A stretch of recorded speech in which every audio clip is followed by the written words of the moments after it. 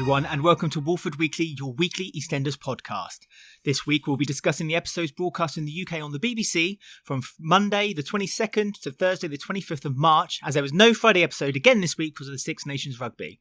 I'm Alex, and I will be guiding us through the stories, but I cannot do this alone, so I've brought along Rob with me. Hello, Rob! Hello, Alex. You drive. Oh no, is this Robski? Robski? Yeah. I'm an 11 foot tall, bald Russian. You drive, Alex. You drive podcast. I sit him back. You navigate. Hello. Hello. We'll be discussing that story amongst all the other stories that happened this week on EastEnders a little bit later on. And we'll also be discussing some news right at the beginning of the show in a moment. But before any of that, Rob, I want to know, how has your week been? Has it been a good week? It's not been so bad, thanks very muchly. I haven't really got anything exciting to report. It's been another week of lockdown. So, went to work and then stopped going to work. Yeah. And then my hair continued growing. I cannot wait till I can have my hair cut. I'm so in need of a haircut. Honest to God, I am now looking like a combination of Donald Trump and Boris Johnson all in one. It's just mad, my hair. That's a power couple right there. I know, right? Once it gets to a certain level of insanity, I have no idea at all what to do with it. No amount of product will help it. It's just a mass of Shaun the Sheep sort of just bouffant. It's just crazy. Does it kind of grow outward or does it kind of grow down? Oh, it goes outward. So it's, oh, wow. Yeah, so it's not like I can... Wire wool. It's not like... Yeah, no, it's not like I can even tie it back or anything. It just grows out. And the most I could do maybe is a man bun. And I have a thing about man buns where I feel like if I see somebody with a man bun, I just want to chase them with a pair of scissors. Yeah, run away with them. You'd look quite nice artistically if you grew a little moustache and a little goatee. Tuft. Yeah, I could see that. Play the bongo drums like every now and then. Started painting tragedy in my cellar. With your feet, that kind of stuff. Yeah, be great. All that sort of thing. Before we go any further then, as I said, there's some news to discuss, so let's delve straight into that first.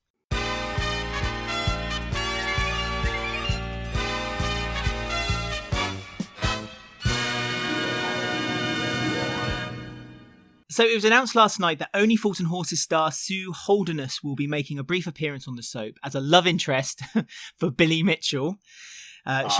She's known for playing Marlene in the sitcom Only Fools and Horses and the spin-off Green Grass for almost 25 years. And she quoted as saying, "I was ridiculously excited about the whole thing. After more than 50 years in the business, it was my first time working on a soap and I loved the whole experience." She's also been on Twitter actually this morning, kind of replying to people's tweets, letting them know how much fun she's had. So she's obviously enjoyed herself on the soap. We know she's a love interest with Billy. Where do you think the story's going to lead? He needs something to do, so at least he's got this, He does. Well, if she's only in for a little bit, then I think it's fair to say that this love story isn't going to be a mad success, really, is it, for Billy? Bless him, it's going to be unlucky in love again. Yes, from what we can tell from story, from what we're reading, spoiler alert, obviously, by the way, this lady is coming in to do with Janet's modelling story, isn't she? That's going to continue, and then she and Billy are going to meet across a crowded photography studio or something. So that'll be nice. And she's a great actress, obviously, legend in a sort of British sitcom history. Marlene. We're getting a lot of sort of big comedy names at the minute, aren't we? So we've got Brian Connolly, Gwen Taylor, and now Sue. So that'll be nice. A lot of humour. They seem to be pulling in a lot of people who are known for something other than perhaps having a soap role, having been in soap. Because normally when they announce an actress or an actor coming into a soap, it's someone who has previously been in some kind of serial drama before. And they seem to be going for a much more wider net this time round. Perhaps maybe using you know them, so you might watch the soap card a little bit. I sometimes wonder if maybe that's the main reason, because Only Fools and Horses is such a popular sitcom in the UK and so widely known by by quite a large population of the country, that it's a good way of pulling in maybe an audience, a rating figure for that week when she's in the soap. Let's hope so. Well, let's also hope that it's associated with a decent story as well. I like it to be a little bit of fluff, but I don't want it to be too much fluff, because I could actually see a love interest for Billy's story being something that could have been a lot more long term, which makes me wonder, is it temporary because this is an exit story for Billy? Could this be a story where Billy finally leaves the square with... You're just hoping. And there's a small part of me thinking that would be a good way of him to leave as well, because he's obviously been so hung up on Honey. It'd be nice that he actually has some other reason to be on the show, and perhaps that could be the reason for him to leave. Well, I don't know. I mean, I think he's got too many connections on the square at the minute to be leaving, hasn't he? He's always got all his kids, and he's far from being removed from Honey, I feel, as well. So I don't know. Remove the dream, Alex. You're not getting rid of Billy Mitchell just yet. This lady, as much as I'm sure she's going to be a powerhouse on screen, yes, I think it is just going to be that, isn't it? It's just going to be a nice bit of fluff for a few weeks, probably a little bit of a comedy storyline, I imagine. Yeah.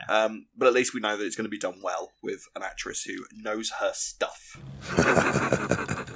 So, moving on to the stories then that happened this week. And we're going to start off with the public announcement that was made in the Suki Mart. It is the elephant in the room, let's be honest with you. This very strange scene, maybe. It caused a lot of a division within the community online. A lot of people got quite angry that they felt like they were being talked down to, being told what to do.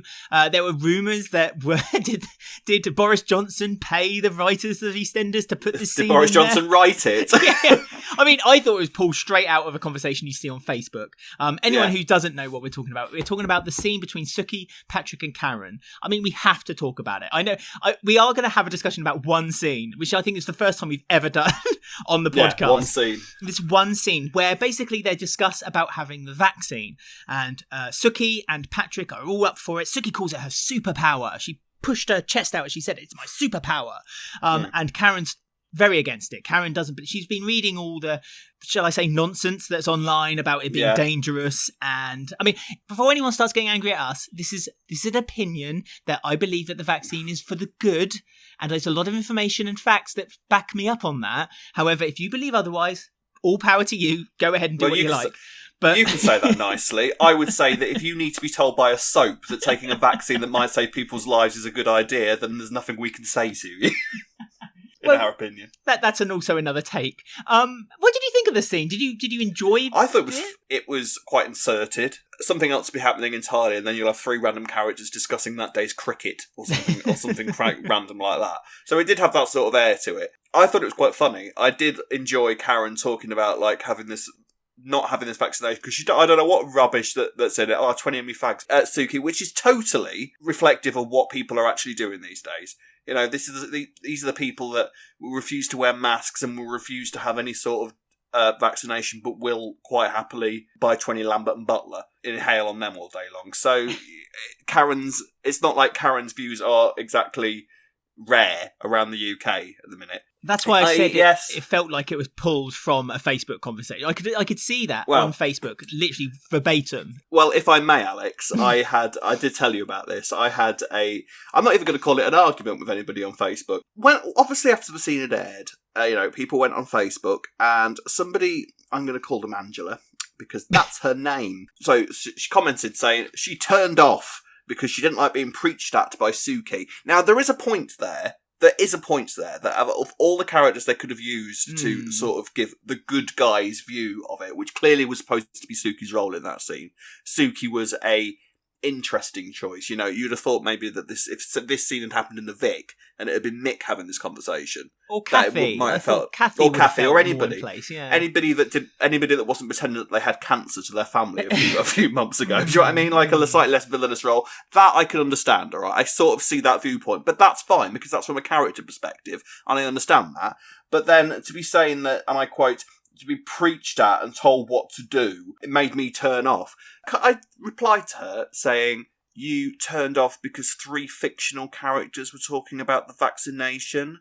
And then she DM'd me with one word, nothing else, just one word, idiot, and then blocked me so that I couldn't reply. Rob, you said you had an uneventful week, and you've just... Yeah, maybe that was it. That was your event. Millions of people, I think we're close to nearly 2 million now, aren't we? Across the entire world. What is your issue?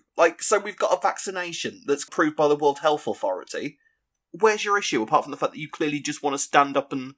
this is all my opinion, all right? And I'm sure we're going to get lots of comments on this, but... All that aside, let's just talk about... Not that I'm Piers... I'm not trying to be out like Piers Morgan on here or anything.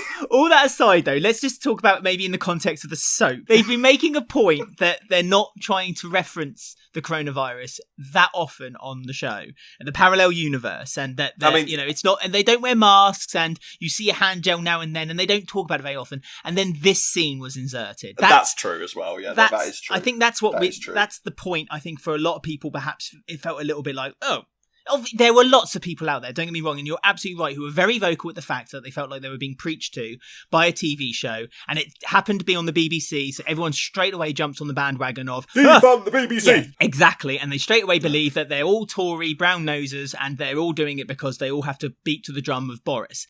That aside, though, let's talk about, did it fit the soap? Did it feel as shoehorned as, say, maybe some scenes in the past has, where perhaps England won a football match and they discussed it, like when Mel was talking about football, West Ham with Billy that time in the office. You know what I mean? Did it feel it had its place in the soap in the current climate? It's a massive world event that's happening at the minute, and I think it feels slightly odd, and yet is at the same time working, that EastEnders haven't really been referencing the virus all that much. You know, like you say, you had like the odd thing is the sort of weird juxtaposition of talking about this vaccination and yet having all three characters in the shop without masks on. Yeah, that is sort of a bit weird. It did feel inserted. I was watching it thinking, right, well, this wasn't filmed on the day that the rest of the episode was, but you know. I do sort of, I stick by what I say, where it's like, if you need to be told this by a soap and you feel you're being lectured to, that's more on you than it is the soap. Sorry, that's just my point of view. Fair enough. I think let's draw a line under there. That got more heated than I thought it would. That was me ranting. I'm so sorry. I may have to beep out a name though, just in case they are listening. No, screw her. You should keep dropping her name in throughout the show so I can't get rid of it. Angela. From now on, anyone who annoys us is going to be an Angela. Angela. Right, that's Angela. The new Karen. Yeah, the new Karen. Angela is the new Karen. To the main stories then. And this week we were treated, some might say, to a gangster storyline where... Go for it. I'm going to sit here and sip my tea. You go off. Where basically Vinny had gone to the police about the vandalism of the shop because the brothers Grimm, as I like to call them, had painted "Go Home" over the front shutters of the Suki Mart. That's offensive, but my God, some of the stuff they used to paint in the 80s on that shop, that was nothing in comparison. Nothing. No. Don't get me wrong, it's still a terrible thing to do. And so Kheerat and Ben decide that they want to get some kind of redemption. Ben offers to help, I should say. But Vinny wants to take the more legal route, to go down the police route. That kind of gets him chastised by his mum and by Kheerat. Kheerat says, right, you've got one more chance to prove yourself. You're going to be a driver for a Russian mobster who literally, they just got the book of how to be a stereotype Russian 101. It was like they'd pulled out some villain from a Thunderbirds episode. The hood. Yeah. It really was. It was. Yes. Anyway, he was very, very tall. As we know, the actor who plays Vinny, and obviously with connection, Vinny himself is a very short character, and so there was a bit of comic there, I suppose. And the Russian did he take a phone call and then suddenly had a heart attack? Yeah, and then that was the end. Well, he had a satchel of gold on him, didn't he? Like actual gold bars. The Russian takes a phone call, and then, like you say, he starts kind of feeling something going on in his chest. Gets in the back of the car. Vinny puts the bag in the boot of the car, swipes a couple of bars of gold. I'm sure we won't be hearing from that again. And then gets into the car, turns around, the Russian's dead in the back of the car, having died from a heart attack. Very strange. Yeah, I mean, I would laugh, but I just the aftermath. It was funny. I did. Maybe it was because it was just so ludicrous. Maybe. I mean, if it was any other, perhaps. I don't know. It was like something from a comedy. If it was in a comedy situation, then maybe. But I felt like you were meant to not fight. You were meant to be a bit like, oh my God, tense by the whole thing. What's Vinny gonna do now? This Russian's died, and for me, I also straight away thought there must be some kind of foul play involved somehow, because maybe Stas had put something in his coffee or something stupid like that. I don't know. I just instantly started spiraling, and it's just, I don't know. And it's just the whole, then Callum came along and he didn't seem that bothered, and then he went and told Ben, and then Ben and Callum kind of winked at each other and laughed at the situation after Vinny said, "Oh, you can use me again in the future." And they were like, ha ha ha, villainry. And it was like, God's sake, what is happening? What is happening with this? Callum was such a good, pure character. Okay, fine. If you want to go down the argument, it's like, but at least Ben and Callum are opening up to each other. At least they're being honest. Yeah, they're being honest, but Callum's a police officer. He's being very selective with what kind of honesty that he's giving to the people he works for. He's meant to be a man of law, a man of structure and keeping the laws of the land in place. So then he's just going into this mob situation, and it's just, it doesn't make any sense to me. Yes, Jack was corrupt, but at least Jack was corrupt for good reasons. Like, Callum has no good reason for what he's doing, but I feel like it's being written for us to go, oh, but he's doing it for the love of Ben, so it's okay. And it's like, well, no, it's not. Actually, it's not okay. Mic drop. Yeah, we wouldn't get this with DI on Fleek. I tell you that for nothing. No, you wouldn't. Yeah, I mean, yes, that's a perfectly valid argument. I understand all of that. I feel like it was supposed to be a little bit more lighthearted than that. I don't think that it was supposed to be a huge storyline of the week. I think it was supposed to just be, it was supposed to be as comic as it came across, because if it wasn't, good God. But because I found it funny, because I thought that if you're going to go to that level of extreme caricature of, Russian gangster, he wasn't even given a name in the credits. He was just gangster that was Russian or something like that. Gangster number one. Yeah, the hood. And Gangsky. Gangsky. And yeah, I thought that if you're going to that level of extremes, like you say, they have the whole sort of scene of the pair of them, like with the obvious size difference, and Vinny kind of staring up at it and going, "I'm not your driver." Yes, you are. Yeah, I'm your driver. I'm sorry. So I don't think that there was anything else to be read from that. I think it was just supposed to be comedy. If you found it funny, then great. If you didn't find it funny, then that's absolutely fine too. But I don't think it was supposed to be taken that seriously, surely. I mean, I'm not saying I want to take it seriously. I didn't find it funny. I found it insulting. Why did you find it insulting? I felt it insulting because it's like this character, Callum, is being destroyed bit by bit. We kind of knew that like his involvement with the Mitchells was going to be a dangerous situation for Callum. And I was fine with that. That's not a problem at all. But it's the fact that he's so easily just slipped into this way of life. And he seems to be doing all this for Ben, and I don't really see what Ben's doing in return other than nothing. Yeah, exactly. But I don't know. I feel like they've completely rewritten Callum. Yeah. Well, this is the thing though. Callum has been a rubbish policeman for months and months now, and the fact that but that was incompetency. That was just him being a bit like old Callum. He kind of falls over his own feet. This Callum is a different character from the Callum that shot Mick. Do you know what I mean? When he first came in, completely different character. Arguably, his IQ has gone up a few notches since those days as well. In a sense, and I wasn't surprised by it. I did sort of roll my eyes that one mention of Ben, and Callum's all of a sudden is a bent copper, for want of a better phrase. What I would hope is that all of these times that Callum is sort of bending the rules to suit Ben is going to result in some sort of climax, and it's going to be sort of referred to, and he's going to get punished for it, and he's going to lose his job because he's been rubbish at it. That would be nice to see. Some retribution for what he's doing. This would have happened, and he would have done it and sort of covered it all up, but then would have gone home and had a massive go at Ben for putting him in that position. Yeah. That isn't even happening anymore. That's my point. That's what makes me so angry about it, and I feel so insulted by it, is the fact that Callum is helping Vinny out. That's fine. I mean, again, yes, really, he should have called it in.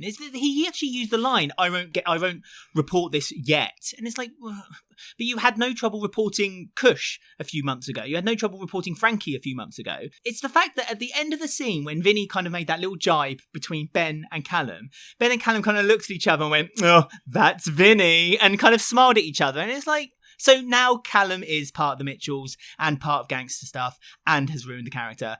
Well done, EastEnders. You've now ruined what used to be one of my favourite characters. And it's just, I'm sorry. I'm completely devoid of any wanting to know what's going on between Callum and Ben at the moment, because I just feel like it's just uninteresting to me. But I'm sure the wedding may pull me in again, especially with all the rumours that are coming up. I'm sure it'll be great. We should also talk about the Panesar dad, because he was brought up this week as well. Well, because of this racial slur that was put on that was graffitied on the Suki mark, this clearly had a big effect on Suki. And there was a lovely scene where her and Kheerat were discussing the past and before they come to the square, and it feels like the first real in-depth conversation we've had about the Panesars pre-Walford, but that we've had sort of mentioned in passing a couple of times, is in prison. Now, it sounds like they had someone who was racially attacking the Panesars in their old home and set fire to the house or something while the kids were in bed, and it sounds like the dad either murdered the racist or something like that happened, and that's why he's now in prison, because he presumably saved the kids and got everybody out of the house, but then something happened to the racist that's now resulted in the dad being in prison. Now, what was also interesting was because it's his birthday. Yeah, I think it was his 60th birthday. It coincided in the same week as it was Callum's 30th. We should drop that one in as well, I suppose. Oh, I didn't know that. That's a bone of contention also with fans, because there was meant to be a huge, great big scene this week with Lexi and Ben and Callum having a huge, great big party. And the only scene they showed Callum celebrating his 30th birthday is when he had a balloon tied to his jeans. Oh, yes, that's right. Oh, yes, because Kheerat sang him happy birthday in the square. Yeah, it was beautiful. That's nice. Lovely moment. Heartfelt. So the dad. Yes, of the dad.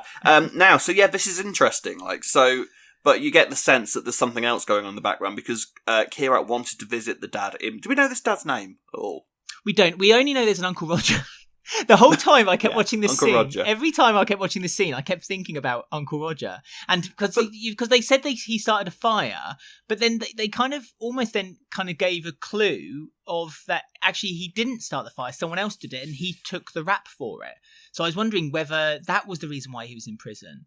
I don't know. It was really, there was a lot. It was actually, to be fair, this was really well written, because it kind of opened up a few clues, but also made more questions, and it really made it quite interesting about this, Suki's husband. Why is he in prison, and what he's in there for?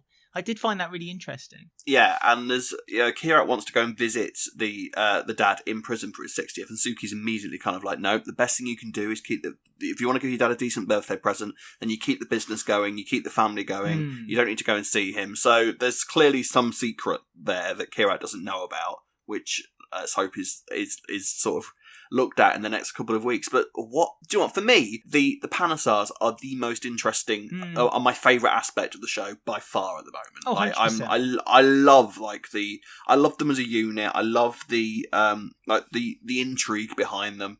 And there's clearly a lot going on that we haven't been told yet, which I'm really looking forward to finding out. And it's kind of like week by week as we sort of go with the Panesars, we're learning more about the dynamic in the family. There's some nice stuff, I thought, with Vinny this week, because we were saying last week that it was a shame that with all the nice Panesar scenes we had last week, we weren't seeing anything of Vinny, and he wasn't included in it. And that was almost sort of referenced this week, wasn't it? Vinny feels left out of family sort of affairs, and they're looking down at Vinny as sort of the kid of the family. He is basically taking the Jags role, but this is sort of what the Jags role was supposed to be, sort of thing, wasn't it? But I think, because Vinny was always seen as almost a bit like Ash, kind of did his own thing. He liked DJing, he liked music, and so that was kind of like his thing. But now he wants more involvement, as you say, with the family, but the family are kind of keeping him at arm's length, which is basically what Jags, I think, was supposed to be. But then Vinny comes home having swiped these 2 bars of gold. I know! And just plonks them on the table. It's just like, right, this is my future. It's up to you what you do with me now. I can go and sell these bars of gold, become a millionaire and live abroad, or you can make me a partner in the business. Yeah. And we're sort of left as to what Suki and Kheerat's answer will be. Kheerat, again, seems to be blaming Vinny completely for the fact that this guy, is hassling them. Yeah. Well, no, he's give it. No, but it's that for a start. Like, what did you do to give this Russian a heart attack? Nothing to do with the fact that he was 18 foot tall and the size of a house. Yeah, I mean, he probably had a very poor diet. Let's be honest. I don't think you reach that size, by eating a vegetable at any point in your life. But he also seemed to be throwing blame on him once again for the incident that happened in the shop a couple of weeks ago. Kheerat seems to be completely under the impression that this guy has been giving them hassle because of Vinny. And it's like, no, Kheerat, that was entirely your fault. Yeah. And Vinny is getting all the blame. Now, there is a nice sort of, you could argue that that's sort of a brother thing, you know. I'm gonna blame my little brother. Mum won't know. It's all his fault. Because Suki holds Kheerat in quite high regard, it would appear. Didn't she say last week that he was like a chip off the old block of her husband as well, his dad? Yes. So there's obviously that bond there straight away, and he's the eldest, so you know every mother prefers the eldest child, the eldest sibling. Let me tell you that right now. Yeah, he says with anger in his heart. And I say with pride in my heart as the oldest.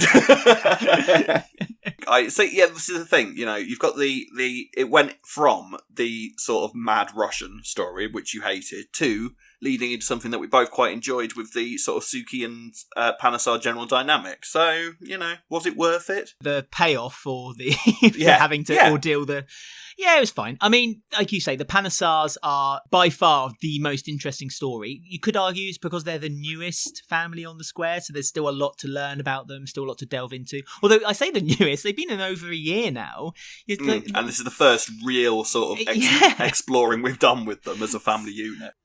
Let's have a look at Mick's story this week, which I thought was actually quite tastefully done, where he got the Vic. Are we going to discuss the fact that Linda's an alcoholic and she's back in the Vic, or have we done that to death already? Again. I mean, well, mad. You know, it is what it is. Oh God, I'm saying that again. No, I'm going to put my reputation on the line here and say I don't think that this will go undiscussed on the show. That's my official prediction. They cannot move them back in without that being an issue at some point soon. I'm just putting it out there. I don't think they can. I agree, and I think it may be a maternity leave storyline. Possibly. Go and see Elaine, sort yourself out, Linda. Yeah. That would work. Because Kelly Bright has announced that she is pregnant, and so she Hurrah, congratulations. The third lady of the show. Maybe it's like some sort of betting thing where they're going and going, right, who's going to get the maddest maternity storyline? It's going to be me. It's going to be me. Maybe. Mick and Linda are back in the pub, and there's a few mutterings around the square about, you know, what's been going on with Mick. Unfortunately, it gets to Stuart's ear.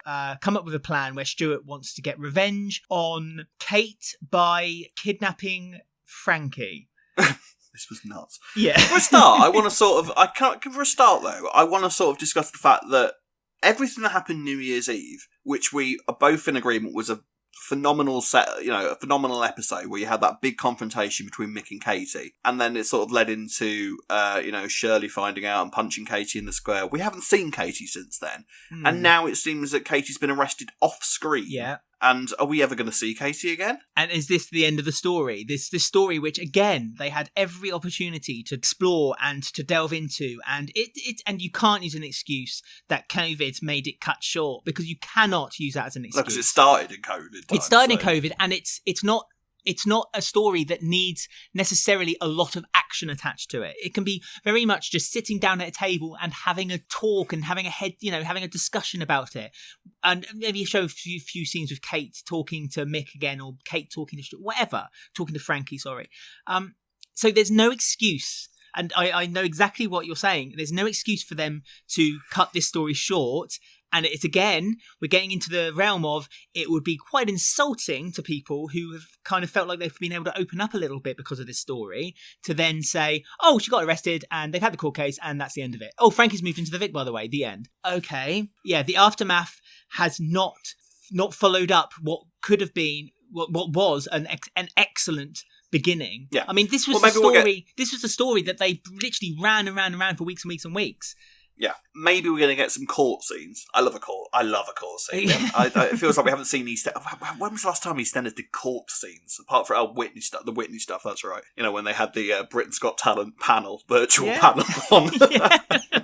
I'd quite like a sort of intense sort of court week where we, sort of have Mick in court and have Frankie in court and have maybe some other kid that she's abused in court, and just sort of watch the trial as it goes out during the week. Now, I know I'm in a minority with that because I love court weeks, and I know that's not a lot of people's favourite sort of story. Really? Because I'm on I love board with them. that. Your idea there is court spot on. scenes. So intense, and they have to be well written. So they're just utterly absorbing. I love that sort of thing. No, I'm completely in agreement with you on that. Honestly, I mean, if that's a nice way of actually doing it. Okay, you maybe don't necessarily need to see the ongoings of the police investigation because there is no, I suppose, investigation. If it leads to a good old week-long court session, that'd be perfect. And again, could be easily done with social distancing using the what do they call it? Plates. Using the plate.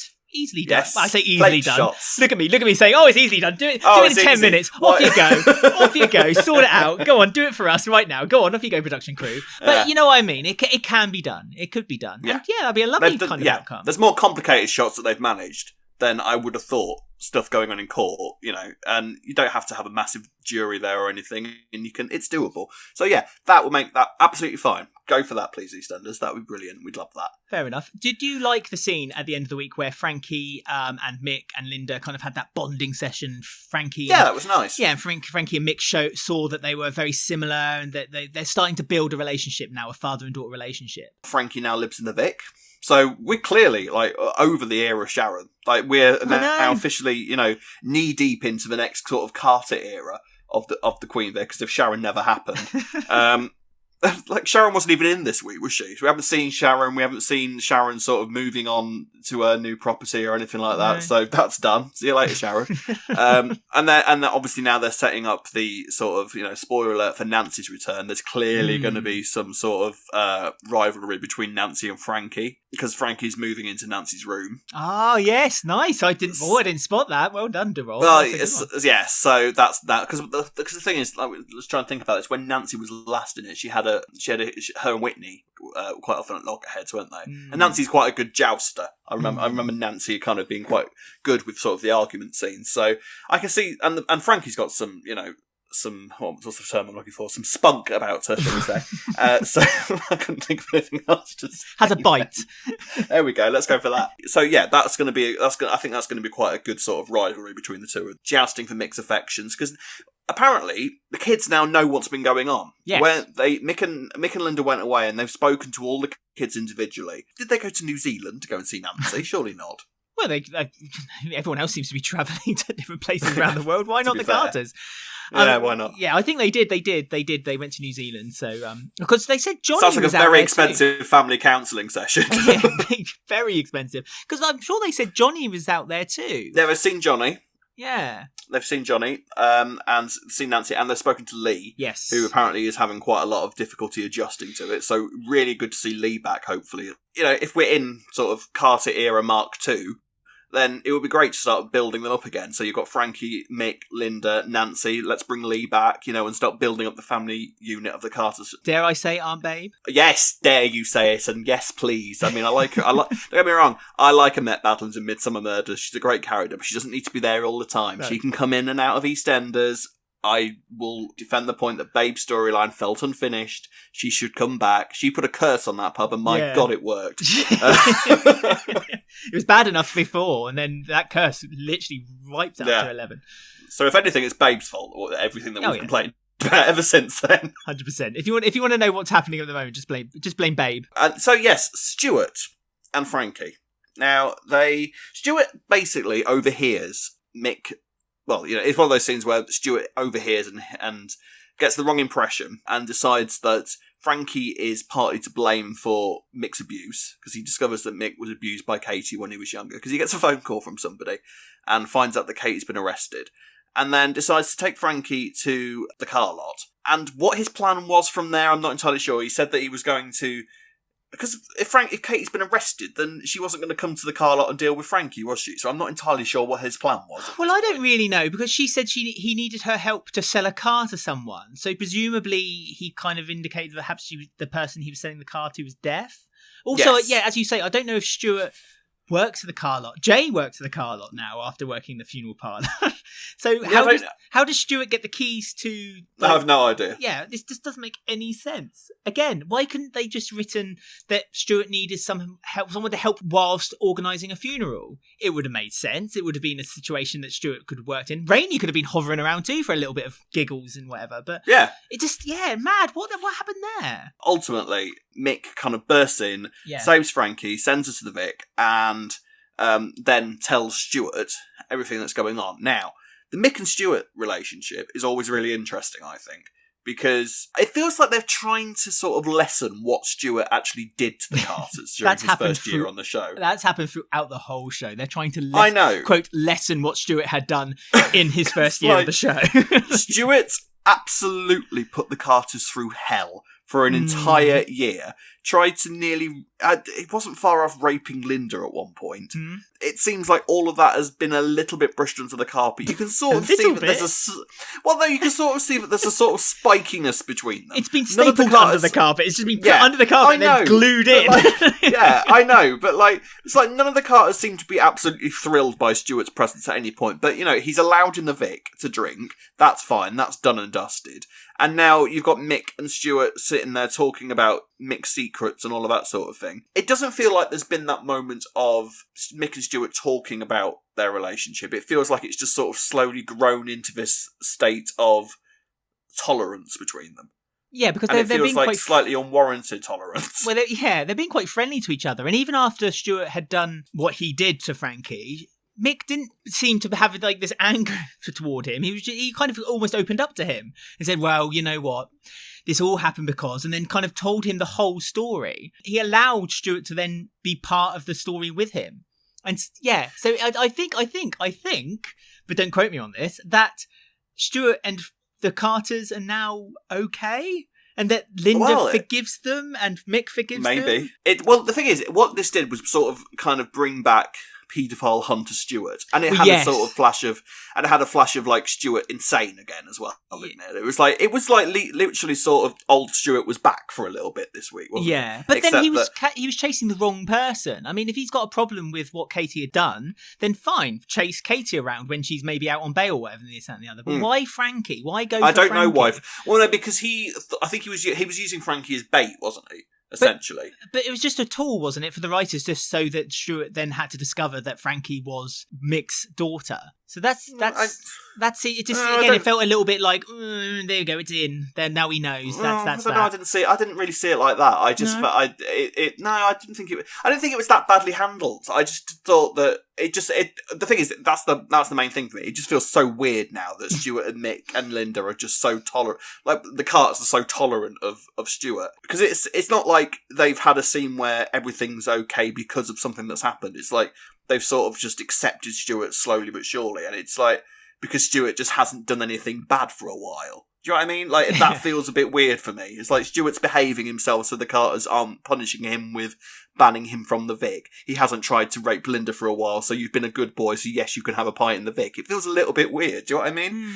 I love Stuart as a character. Love Stuart as a character, and at the same time, I really enjoyed the Mick and Stuart scenes this week because I really like the pair of them on screen together. I just wish that they would sort of explore the past between them a little bit more and sort of make Stuart aware of what he did a bit more. Maybe stuff like that has happened on screen and I've just sort of missed it. You haven't missed it. Maybe then this does need to be more of a story between Stuart and Mick before we kind of see them being a bit more friendly with each other. But then I suppose they've got this common history between them, and maybe Stuart's the only person Mick can feel like he can open up with because he knows the situation they were in. If the past is there between them, regardless of anything that's happened in recent years, they were mates when they were kids, and Stuart was there, and I think Stuart clearly feels like a level of guilt that he didn't notice anything as a kid, or Stuart's warped mind. He could have done something about it as a 12-year-old or whatever, when he couldn't,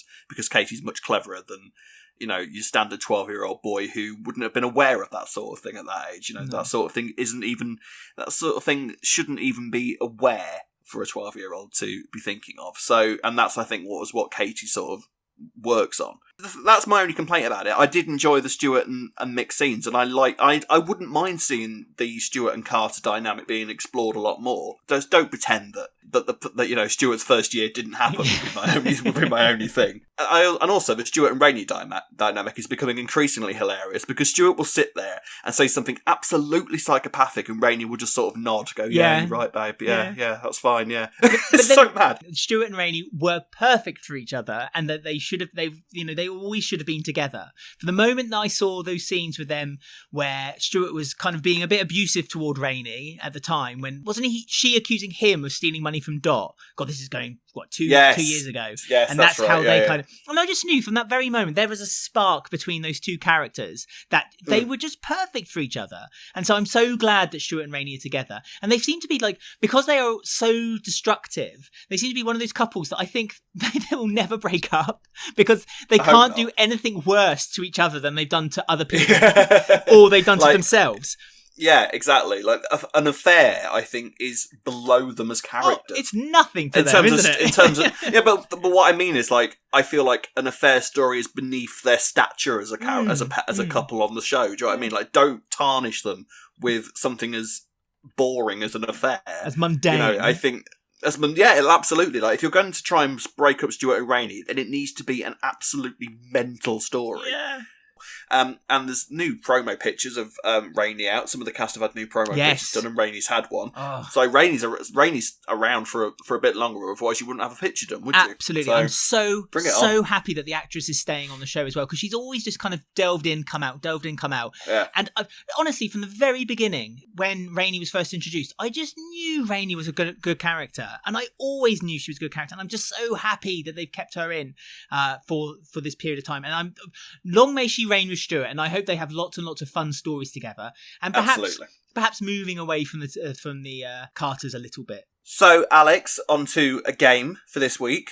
Now, you've given me a bit of a bug for 90s game shows, it has to be said. Oh, okay. And you have actually said to me at one point that you have watched an episode of this show. I don't know if you're a fan of it, but I know you've watched an episode of it. Okay, so please join me as we go through the Keyhole.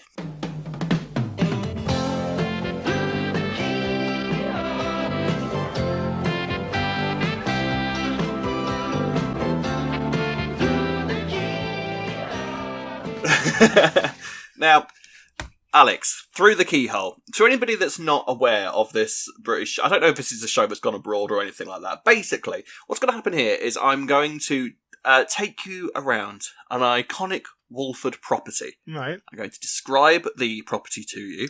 I want you to name a single resident that currently lives in the property. Okay? So any character that currently lives in the property will count as a correct answer. All right? Okay. So, Alex, are you ready for your first property? I am. Lloyd, it's over to you.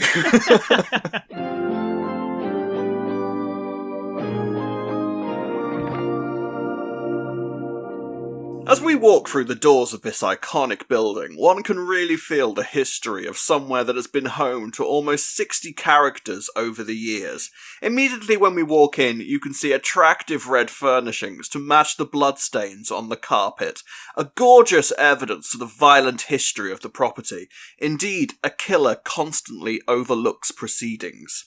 Now, the design of the building was based on a former hotel on Harrow Road in Harleston, and indeed, like thousands of hotels up and down the land, many love affairs have taken place within the confines of these walls, and not just in the bedrooms. Who would live in a house like this? Alex, it's over to you. The only reason you want to play this game is so you could do your Lloyd Grossman impression, wasn't it? Yeah, basically, yeah. Basically. I've had it in the bank for weeks and wondered how I could get it out there. There you go. How are your pasta sauces selling? Beautifully. Yeah. Beautifully. So yes, who would live in a house like this, Alex? You're saying bloodstained carpet?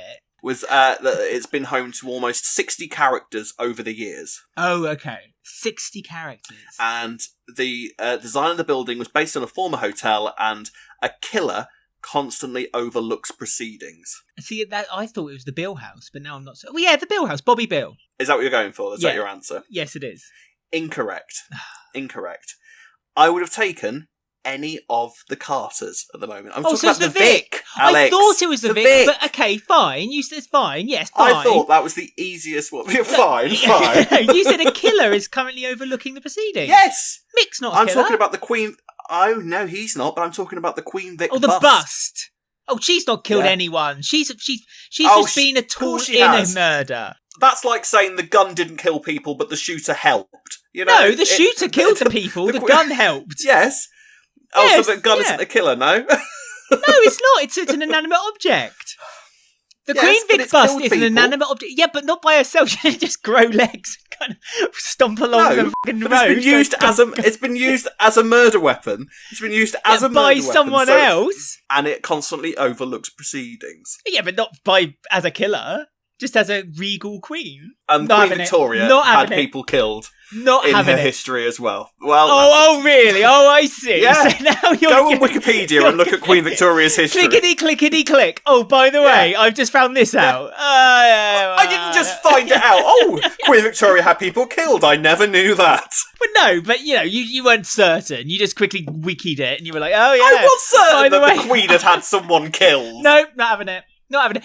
Listeners, let me know. Was that fair? That first clue? Because I was going to say the Queen Vic until you said the killer. That was the moment I changed my mind. Listeners, come on. You're. Let's be fair. You're much more sensible than Alex. Come on, talk to us. Tell us whether you thought that was fair or not. It's 2 more properties to go. Okay. The fact that you didn't get that one doesn't bode well for the next 2. But let's see how we get on. Well, maybe if the clues were a bit more. I'm detailed. Sorry. Lloyd. Right, you want details? Lloyd, over to you.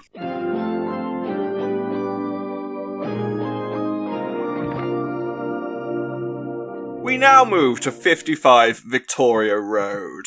Although the genesis of this property goes back to the 1890s, the interior was not seen on screen until 100 years later. The first known owner on screen of the building was one Julie Cooper, who had inherited the home from her grandmother. Over the years, the house has been inhabited by many iconic characters, including, at different times, 2 sworn enemies. The residence is known for huge gatherings. It can always be relied upon to throw memorable get-togethers, but like many properties on the square, anger and loss wallpaper the building as much as the yellow that can be seen in almost every room today. One lady died in an upstairs bedroom watched over by an old friend. Who would live in a house like this? Alex, it's over to you. I don't know why that's... Do you hear my rain? The rain. I can hear the rain. Actually, that's rain. That's my emotions falling apart.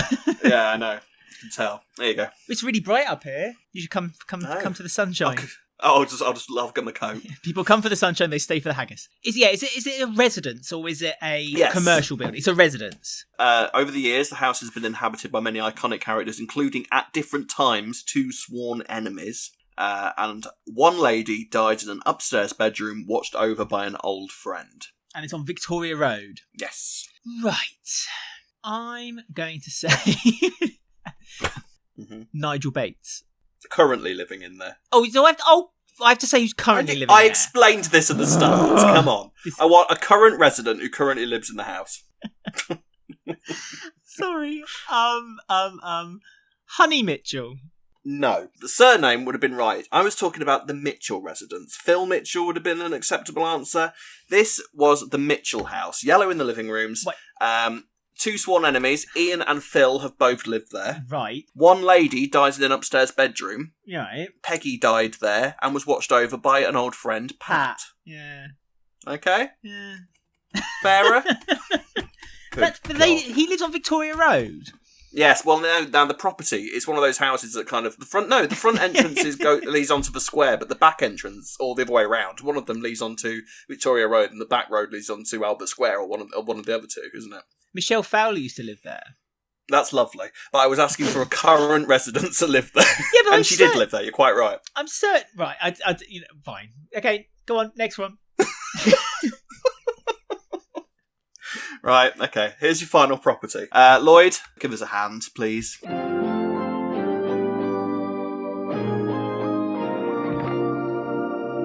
And now to a property that one can almost hear the voices of its past residents in the walls. And if walls had ears, many secrets across the years would have been solved a lot sooner. Although the property appears quiet and calm, a tranquil lilac covering the walls of the living room currently, the occupants of this historic residence could tell you that death can come in all shapes and forms, and almost anything can be used as a weapon. Indeed, some of EastEnders' most iconic violence has taken place within these walls, with implements that would not look out of place in Midsummer Murders, an iron or a golf club, to name a few. One person even died by falling out of a bedroom window. But history is the name of the game here. It would be fair to say that even those foolish heathens who don't watch EastEnders could name a character that has lived in this house over the years. Wow. But can you name a current resident? Who would live in a house like this? Alex, it's over to you. Think about this.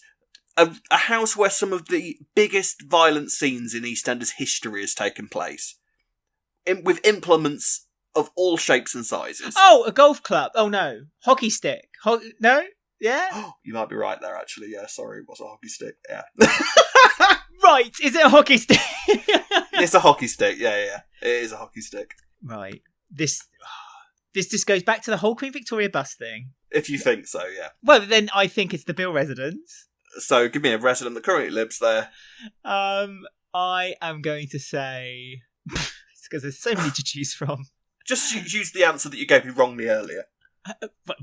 But not to a fault of my own. I'm going to say... Absolutely. I'm going to name them all. Just go crazy. Ian Beale, Bobby Beale, Peter Beale, Kathy Beale. Well done. Yes, 1 out of 3, Alex. Well done. So the iconic, the implements that have taken place in violence over the years. An iron, because that's where little Mo hit Trevor over the head with her iron in the kitchen. Frying pan. Pauline frying pan. Arthur around the head with a frying pan. Hockey stick. Hockey stick. Yeah. When Bobby hit Jane over the head and splattered the wedding cake with blood. A fruit bowl. That was Sonia and Pauline. Sonia slapped Pauline and then she landed on the fruit bowl, didn't she? I'm pretty sure that Joe hit Pauline with the fruit bowl, didn't he, or something like that? Joe Mason. Some point at some point, and he's also the guy that fell out the bedroom window. Yes, he was. And obviously a music box. Yes, Lucy. So there you go. Yes, iconic violence in the history of the show. Okay, lovely. Well, I'd be interested to know what people's thoughts are about the Queen Vic bust. That's pretty much where I want to go with I don't think that there was anything remotely out of order there, but listeners, let us know what you think. Well, if you're listening to this on YouTube, comment below and either put hashtag justice for Alex if you agree with me, or hashtag Rob was right if you agree with me. There you go. That's settled. Thank you very much, Lloyd Grossman. Thank you for coming out of retirement to do this game. It's a pleasure, Rob. Alex was a bit useless, but we try our best with these people. Wow. Thank you, Lloyd. Thank you very much. Cheers. Bye-bye. And that was Through the Keyhole. So, off-air, Rob has conceded and said that the Queen Vic bust was a mistake. I did nothing of the sort. And, nothing of the sort. So, just... it is what it is. So coming up next is the Jean Stacey... How dare you tarnish my game with that catchphrase? Coming up is the Jean, Stacey, Ruby Martin, Kush and Lily story, where we found out this week that Jean has got cancer now. She thinks she has? Yeah, I'm so confused by this Jean thing. I am so confused by this Jean story because it's one thing to think that she has cancer, but she's now saying that it is terminal. Now, is it terminal because she isn't going to have any more treatment, and that's why she's now calling it terminal? Because she has not had any doctor confirmation. It would be insane for them to have had Jean actually go and visit the doctor off screen. She hasn't done that. She has not gone and visited the doctor and had this confirmed or unconfirmed. So I'm going with the fact that because she's just going to go with it and not have any treatment, that she's sort of declaring it terminal herself.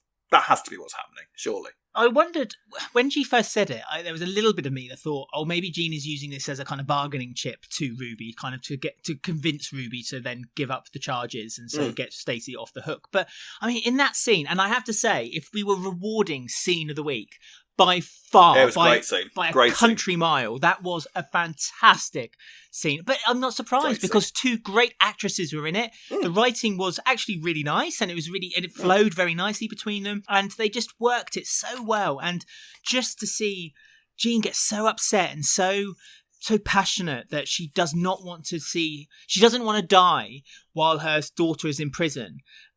Oh my God. I mean, I could have not said no to that. And I suppose Ruby didn't at first, but then Ruby found out this week that she also is now, well, she could become infertile in the future because she's got, and I don't want to butcher it, so can you say? Oh no, I was hoping you would. Endometriosis. I used to Google Thank you, Lloyd.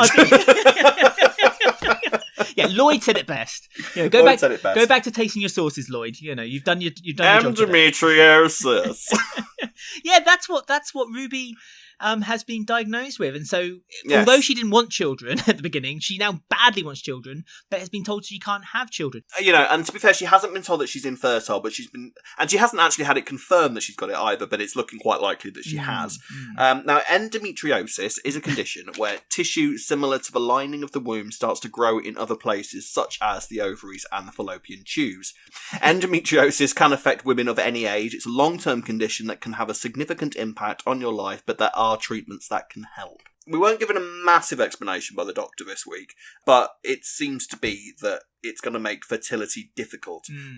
But Ruby has become pregnant already. Now, the inclination that I was getting from the doctor seems to be that even if you manage to become pregnant, it can cause issues with the actual pregnancy. The chance of a miscarriage rises slightly, I think, is what she was saying, is it? I get that impression. I mean, like you, I Googled after the episode endometriosis, and look at us, so proud of ourselves that we can say it by ourselves. The way it's been written is that now Ruby feels like that any avenue that she had for wanting children has been closed to her. Even though you're quite right to say that it's not really. It's just that they're suspecting it and there's no confirmation that is the point. It also says here, although endometriosis can have an effect on your chances of getting pregnant, most women who have mild endometriosis are not infertile. An estimated 70% of women with mild to moderate endometriosis will get pregnant without treatment. Right. It seemed that her diagnosis... Because the thing is, it's so confusing with Ruby's logic with this, because she seems to be now blaming Stacey for completely wrecking her chances because of this diagnosis. And it's like, Ruby, no, love, that's not what happened, is it? But now it's almost like she's sort of taking it out on Stacey now, I think, isn't she? I think Stacey's an easy target for her. She's already got one thing to blame Stacey for. And also there seems to be this real bitterness between Stacey and Ruby now that they just can't seem to get over between them. As much as they've tried to kind of rekindle some kind of bridge between them, it doesn't seem to work itself out. Jean's tried to do it, Martin's tried to do it, they even tried to do it between them, and nothing. There's a whole her getting married to Martin thing is really a sticking point to Stacey, and Stacey won't give it up. And so Ruby's kind of like, well, if you're going to be a bit, stubborn about this, then I'm going to feel the same way. And as you say, I think she's blaming Stacey. I think if Ruby woke up tomorrow morning from a headache, she'll be like, well, Stacey gave me this. She's always going to blame Stacey for it. And even at the end of the week when she saw Stacey crying after Stacey had told Lily that say that she's guilty so that she gets the prison term but then gets a shorter sentence, and you saw Stacey run away and she got very upset about having saying that to her kids. Ruby saw her like that, and instead of kind of going over and comforting her, she just brushed it off and just walked away. And I thought that was really quite telling, that Ruby really didn't care anymore. Like anything that Stacey and Ruby could have built has just gone. That's it now. That's the end. Oh yeah, I think their relationship is now far beyond repair. Which is a shame, but the thing is, my issue with it now is I'm struggling with why Stacey is sort of just rolling over and taking this now. Like, it feels like Stacey is one of these people that when she is in the wrong, she will fight to her last breath. Oh yeah. But it seems like now this is something that she knows she didn't do and is going to possibly send her to prison, and she's sort of just going, all right, yeah, fair enough, I'll take it. I haven't got a choice. And it's like, Stacey, I think, should be fighting this with every intention. And the fact that she's even had to sit down and tell her kids, and clearly Lily was upset when she told her this. It's like, she's letting Martin into her house and saying that she needs to speak to her. Lily's going, why are you going to prison? And and instead of just sort of turning around and saying, well, ask your dad, which feels like a more natural reaction, Stacey is just sort of accepting her fate, which feels a bit weird to me.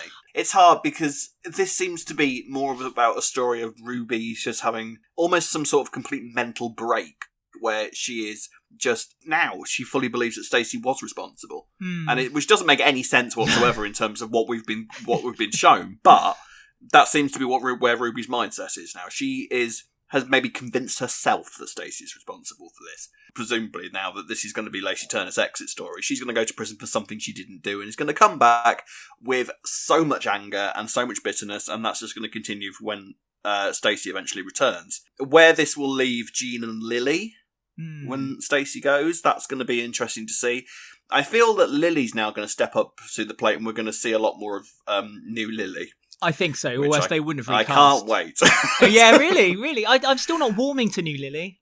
Nothing. No, neither am I. But then I don't think we're supposed to. They cannot have written Lily the way they've written her since. I mean, there's no criticism of the actress whatsoever. She's doing a good job of making me dislike Lily. But I can't imagine that the way that Lily has been written, that we're supposed to like her. But I thought you went to see her as a bit of a rascal, a bit of a lovable, rascal. No, but I really don't. Well, my other question with Lily is, do you think that they will be able to resist making Lily bipolar? I mean, it would make sense. It's not like out of the kind of character of, Jean had it, Stacey had it, so would Lily be would Lily have it too?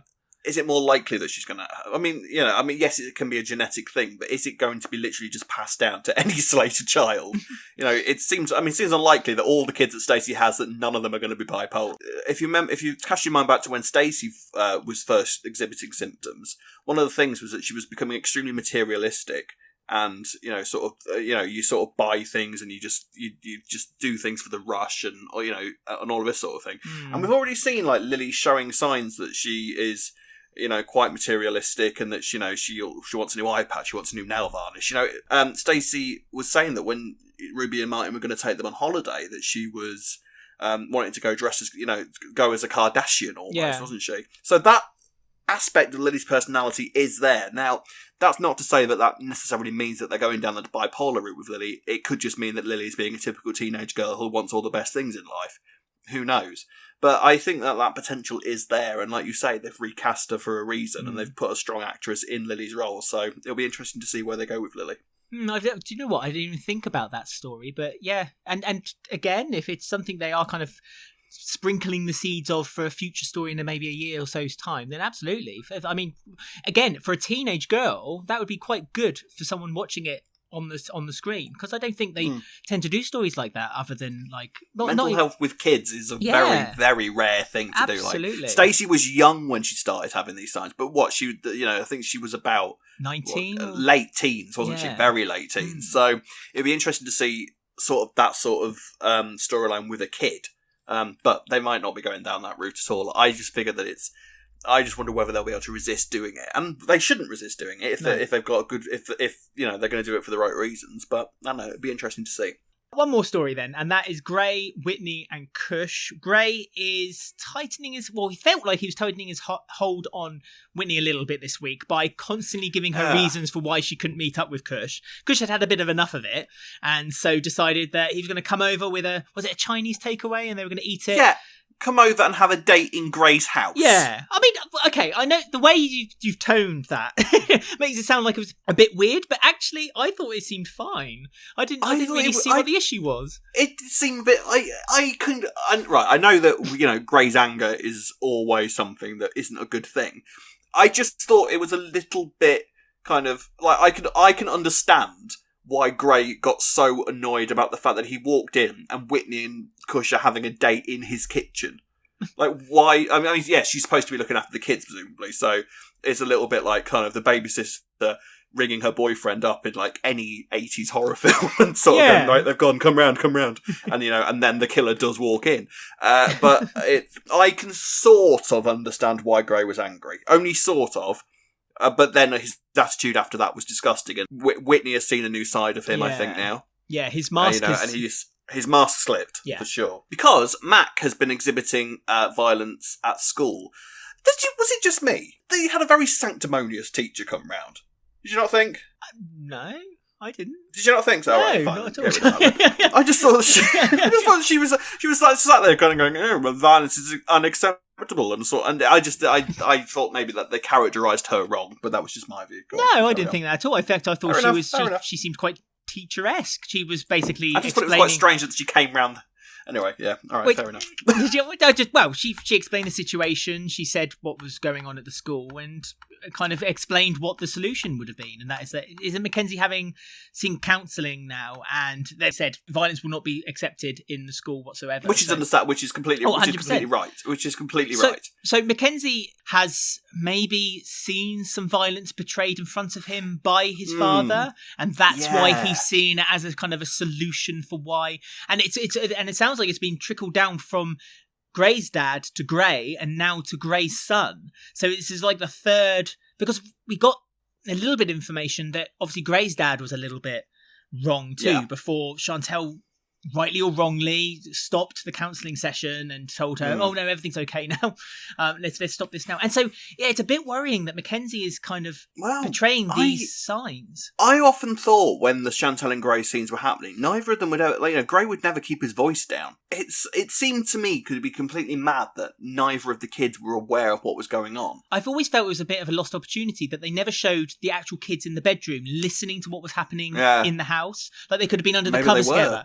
Yeah, but you never saw it, and so you I know you never saw it. You always had to put those pieces together yourself. But it would have been a lovely little scene, and probably gave it a little bit more heart if you saw like Mackenzie kind of getting his sister and saying, "Get in bed with me, we'll look after each other," or they showed that they were scared. Daddy's angry again. Dad's angry again. Dad's being angry toward Mum again. And was it Mackenzie who mentioned it to? Oh, I forget now. When Chantel was in the gardens, and Mackenzie mentioned it to Isaac or someone. Possibly, yeah. It was a while back. And Chantel kind of just said, "Oh, Mackenzie, don't be silly. Dad was just a bit upset that day, And so I think Mackenzie's the one who's the most switched on to what was or had been going on, and I guess he's picked up on it, and it's really worrying that it's something that Gray. It's almost like the legacy of Gray now. He's now made his son become a mini me of himself, which is terrifying. Well, I mean, this is also the fact that Mackenzie is clearly going through the grief of losing his mum, which at that age, how the hell does a kid compute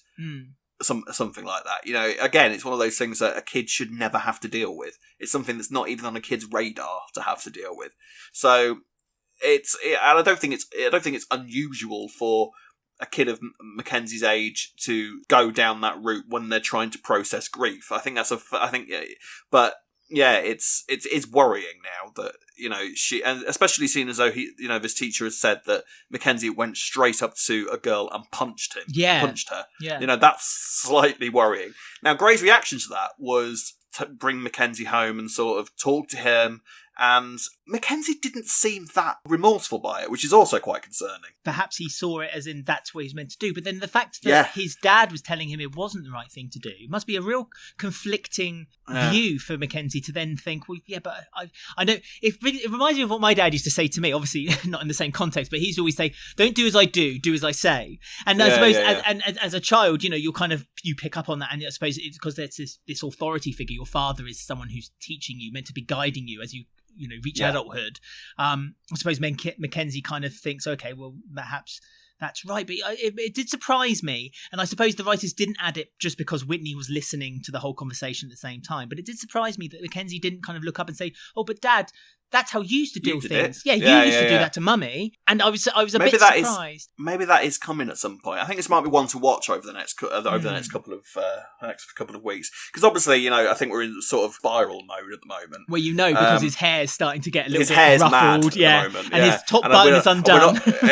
We're not just talking lockdown haircut. Gray's in sort of manic mode at the moment. So I think that's going to take sort of priority, but I think Mackenzie might be one to watch over the next few weeks. Yeah, I mean, it was great that Kush stood up to Gray this week as well. I like that he did that. And Whitney's opinion on Gray, I thought was a bit funny, that she turned 180. Like, all week she was going, Gray, you're a great dad. Don't let anyone tell you otherwise. Gray, you're a good man. You're a real good man. And then all it took was for Gray to walk in and say, don't you ever have Chinese food in my house again. Obviously in a bit more angry. And then Whitney looks up and says, you've got problems, and that's why Mac's got problems. And it was like, wow, okay. Wow, all right, Whitney. God. that's going to be an interesting little thing coming forward. Now, I'm not going to lie, I'm concerned about Kush. I'm very concerned about Kush. Oh. I swear to God, if Gray kills Kush, I will riot. Because that's going to be... let's be honest, it's going to be a slightly underdeveloped character killing off better developed characters, and that's unacceptable. So if there's absolutely no good reason why they should do that whatsoever. Oh no. I will kick off. I will kick off. I don't think you'll be alone. I really do think I will go crazy. Outside Elstree, there will be a mob. Placards. With fire torches, ramming the gate down. All wearing masks, of course, COVID complied. Don't you dare, EastEnders. Do not you dare. I've noted that this week Kush had told his son that he'll be going away for a long time. I'm not having this. And I wondered if it was basically kind of like, if them saying, yeah, he's going away for a long time. A very long time. No. No.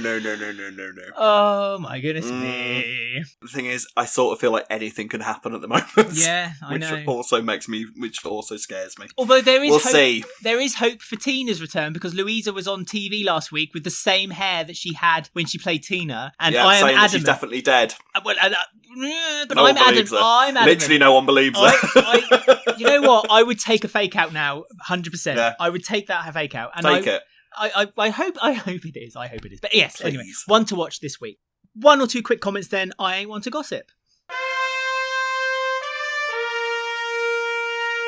You know me, I ain't one to gossip. This is the part of the show where we read out your comments that you sent to us on our Twitter, our Instagram, and our Facebook group details, as well as how you can listen to us on all different formats and on YouTube will be detailed at the end of the show.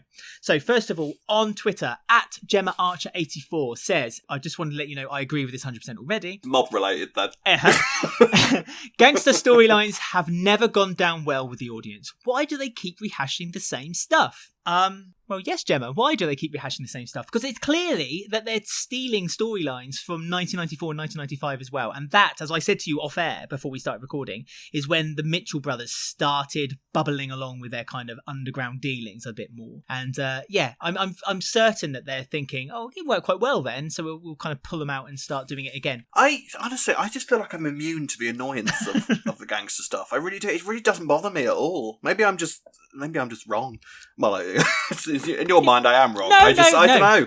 No, I don't know. It just doesn't annoy me. I know. No. I don't know why. You're not wrong at all. It's just it obviously heightens my annoyance more than it does. Yeah, no. It's the thing. It's just the fact that you're so you hate them so much, and I'm so indifferent towards it. It's just mad. It's like, what am I missing? Why aren't I annoyed too? It's weird.